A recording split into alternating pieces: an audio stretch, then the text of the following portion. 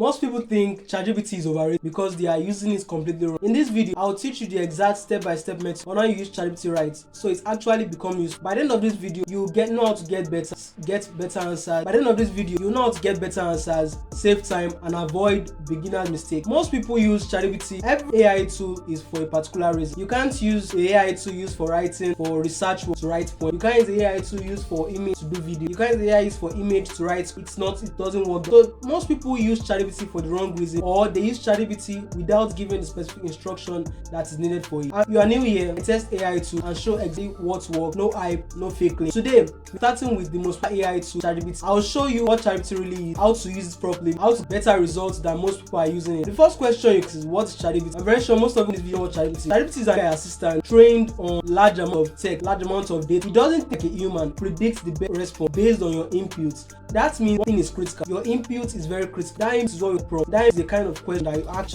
the assistant trained to run. So if you don't ask the right question, if the quality of the response of the input or the prompt depends on the quality of what to bring out, the quality of what the results to be, the quality of the answer. Most beginners type things like write an essay. You understand? To the chatbot, it is very generic. Write an essay.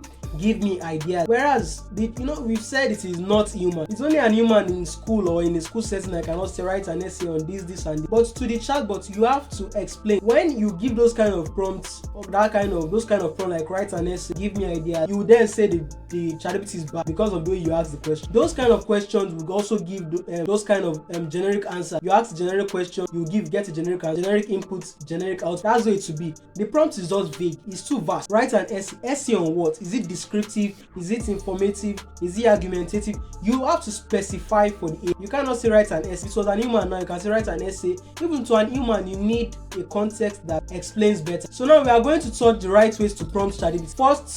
The first step is to always what? Give context. Always tell ChatGPT who is it acting as. The context. Is it acting as a doctor? Is it acting as a lawyer? Is it acting as a speech writer? Is it acting as a poem writer? Is it acting as an actor? Is it writing as a productivity expert? As an HR personnel? Whatever you want to act as, in your mind, in yourself, you should have known that, okay, this is what ChatGPT is meant to act as. Act as an expert in what? Act as a productive expert. Act as an HR personnel. You have to give context. That's one of the first steps to get a better result. You have to you have to give context. The next step is to be specific. We'll try and prompt later using this step. The next step is to be specific. Instead of asking for ideas or asking for a specific outcome, you can give an example. Give ideas about to beginner. Give 10 ideas about it for beginner. You understand? You are specific. You gave it 10 video ideas. You did not say just give me ideas. You never said. You said give me 10 video ideas about AI tools for beginner. You've given it the content. You want it to be for beginner. You've been specific. You want it to be for beginner. You want the video to be on AI tools, not just any video. So you've been specific there. That's another rule for better output in ChatGPT. We'll still touch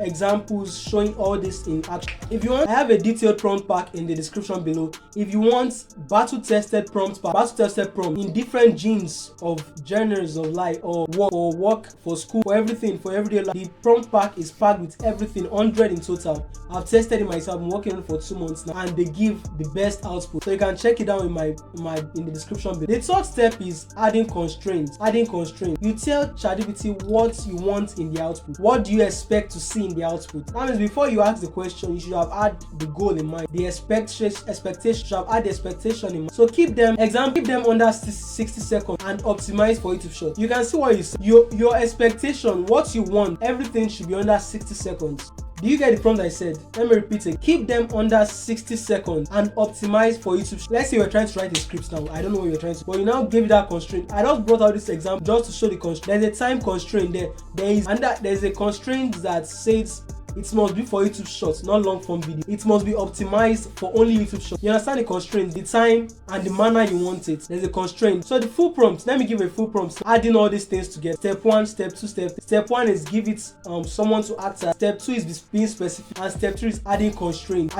So now let's touch a prompt adding all this together. The prompts now, let me head over to ChatGPT. I've moved to ChatGPT now. Let's head over to it. So now the prompt is act as an AI expert, as an AI tool YouTube create, an AI tool YouTube create. You've giving it who to act, not just any AI create an AI tool, because the person can be an automation YouTube, can be someone into AI chatbot. But you've given the constraint that AI tools YouTube. You've given it the constraint to generate. Now you're not being specific. Generate 10 viral YouTube shorts. 10 viral. You've been specific about what you want. 10 viral YouTube short ideas about AI tool. Each idea should have it. That's the constraint that I want to say in the final. And in the first 5 seconds, you've given everything you want. Must have a hook and must be in the first 5 seconds. That is a full prompt. Adding these 3 constraints to get a better output. Now let's see the result to bring out. Let's run the prompt. Now you can notice something there is to bring out. Is it not because it has said act as. You're giving it the person to act as. Run the prompt in that manner. Where you want chatbot to respond, the AI assistant to respond, must be in the manner you've given it.